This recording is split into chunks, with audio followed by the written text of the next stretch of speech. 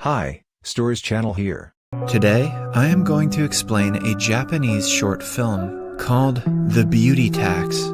Spoilers ahead, watch out, and take care. The movie begins in a Japanese office where the manager yells at everyone for not being good enough at their jobs. However, when a beautiful woman, Aiko, makes a mistake, he lets her off the hook and even apologizes for being rude.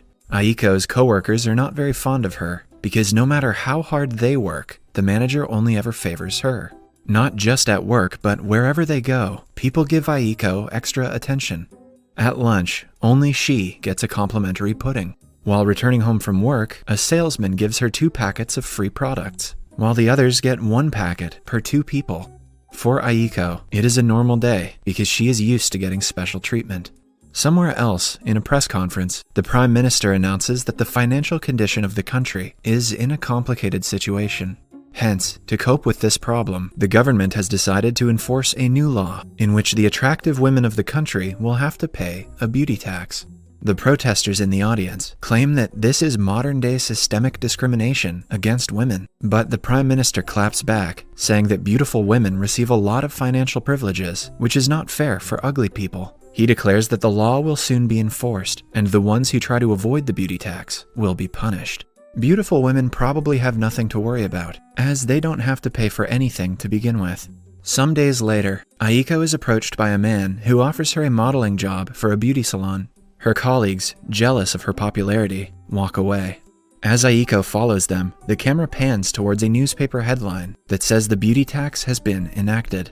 When the 3 go for lunch that day, Aiko's co-workers pay 1,000 yen for their food. However, Aiko is asked to stand in front of a scanning device. The device is supposed to scan women and measure what percentage of tax they should pay, according to their beauty. Aiko poses for the machine, and it scans her face. The results say that she is the 2nd level of beauty, so she should pay 20% beauty tax. Her total comes out to 1,200 yen, which she reluctantly pays. The restaurant that used to provide her with free complimentary desserts is now making her pay extra just because she is beautiful. Later, while buying a bottle of water, Aiko again has to pay more than a normal person. Likewise, all the pretty girls of the nation, according to the level of their attractiveness, have to pay a certain amount of tax. The news reporters interview common people about their thoughts on the tax enactment, and people seem to be quite happy about it. One man claims that he has spent a lot of money on pretty girls, so it is only fair if they have to pay more taxes than him. Another not-so-pretty girl states that the beautiful ones were getting pampered, so it is only appropriate if they have to pay more. Before the law was enacted, many people thought of it as discrimination towards women, but after it was enforced, the people have changed sides. Now, most of the nation is in favor of the beauty tax. The next day, Aiko receives her paycheck and excitedly opens it, only to be disappointed. The money on the check is a lot less than her actual salary. She goes to the manager with the concern and finds out that the beauty tax also applies to her salary, which means she will get 20% less than what she used to. The manager calmly explains to her that it is not his fault, but the government's. To make her feel better, he offers to treat her with meals whenever he can. Enraged by the discrimination, Aiko and the other beautiful women of the city hold up signs and protest at the tax enforcement office. The man there asks them to go away because the decision has been made and it is definite. Aiko retaliates that this is the worst form of discrimination, but the man claps back, claiming that they have had the pretty privilege. He asks Aiko to give it a thought and dismisses the matter. When Aiko thinks about it, she slowly begins to realize she has had pretty privilege all her life. She remembers when she was little. She broke a flower pot once. The adults used to get mad at the children for doing the same thing, but their reaction was different for her. In college, her friends didn't let her pay for meals anytime they went out, just because of her beauty. And even now, at work, her boss pardons all of her mistakes, but he gets annoyed when others do the same. Back in the present, the officer states that beautiful girls like her have always had social and economical benefits, which are unfair to others. Hence, the beauty tax is a reasonable law that ensures fairness. To make Aiko feel better, he adds that her beauty has been recognized throughout the country by the standards set by the government. Looking at the situation from a different perspective, Aiko starts to feel better about the 20% tax. The narrative changes when the girls who pay higher taxes start to be seen as the better ones in society. Aiko even goes to a reality television show and expresses her happiness at being one of the few people who pay 20% beauty tax. The girls say that they are being asked out often at restaurants and bars when guys find out that they pay beauty tax. Even at Aiko's work, her popularity skyrockets, and she starts being known as the girl who pays 20% beauty tax. Unlike her previous interaction with restaurant cashiers, now Aiko is delighted to pay more money for being beautiful. Her manager calls her when he has important business meetings, and his business partner signs the papers without hesitation after seeing Aiko's beautiful face. While purchasing things, she makes sure to emphasize that she pays a 20% tax to those around her who only pay 5%. When Aiko receives her paycheck, instead of getting mad, she is flattered and considers it the fate of a beautiful woman.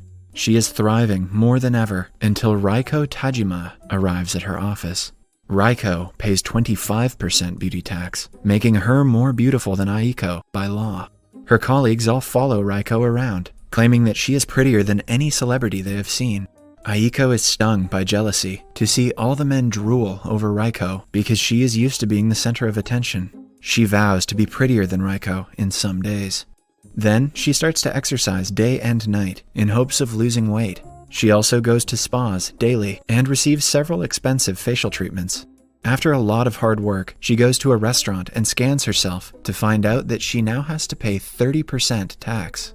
Aiko jumps in happiness to have finally gotten prettier than Raiko. But when she looks at her bank balance, her happiness vanishes to see only 2 yen left.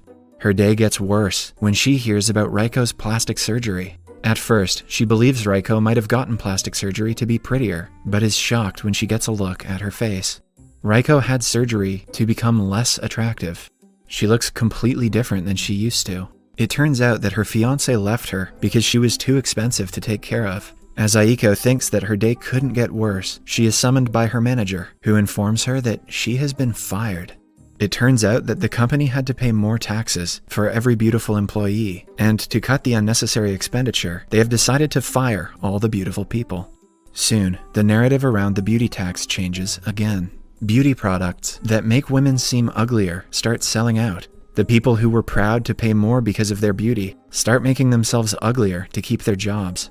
Moreover, men start to avoid beautiful women because their cost of living is too damn high.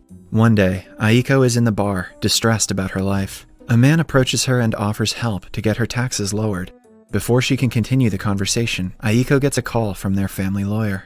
It turns out that her dead mother has left her with a lot of wealth that she inherited from her uncle. However, the beauty tax also applies to inheritances.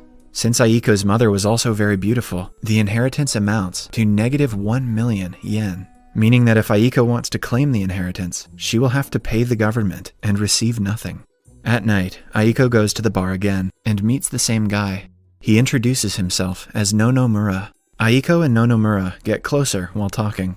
He suggests she make herself look ugly to avoid taxes and even hands her fake thick eyebrows. Aiko is a little skeptical because avoiding paying taxes might put her in jail, but Nonomura assures her many girls do the same. The next day, Aiko draws thick lashes and freckles all over her face. As a man with thick brows and freckles, this offends me. She also hides her beautiful hair with a short wig and adds a huge mole to her nose. The tax officer is startled to see her come in. She claims that she has been stressed because of her mother's death and has gained some weight. The officer scans her, and the machine declares her ugly. He finally takes Aiko off the pretty women list, which means she will no longer have to pay for the inheritance tax. Thinking that all of her problems are solved, she rushes outside and calls Nonomura. He congratulates her and invites her to meet his parents in a nice dress. Aiko understands that the man is interested in her and smiles to herself. She is happy that even in a time like this, someone is in need of her beauty.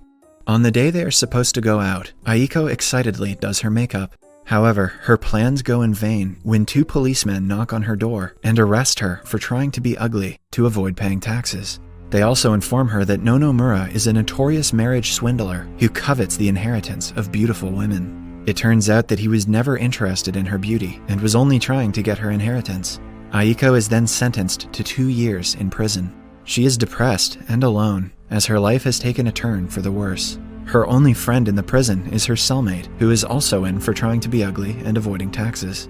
As they talk, Aiko wishes that she was born ugly. If only her nose was 1 centimeter shorter, her life might have turned out differently. But her cellmate advises her to never turn away from reality. She claims that they both are unhappy right now because of their dull hearts, not because of their beauty.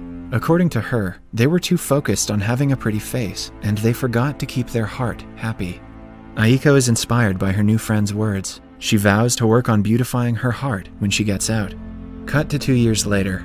Aiko is finally let out of prison. She is dedicated to working on her heart this time. She sees a kid crying for ice cream and kindly offers to buy one for her. However, the shopkeeper returns her extra money, saying that she isn't pretty enough for beauty tax. Moreover, some kids from behind her call her ugly. Hearing this, the beautification of heart leaves Aiko's mind. She gets offended, claiming that she is still very beautiful, but it turns out that in the last 2 years, the standard of beauty has changed completely. Since men favored ugly women because of the beauty tax, they became more popular and are now considered more beautiful than traditionally beautiful women. Amazed at the new world, Aiko hands the kid her ice cream, but she refuses to accept it because of Aiko's ugliness. Subscribe for more videos like this, turn on notifications, and leave a like to help the channel out. Thank you for watching.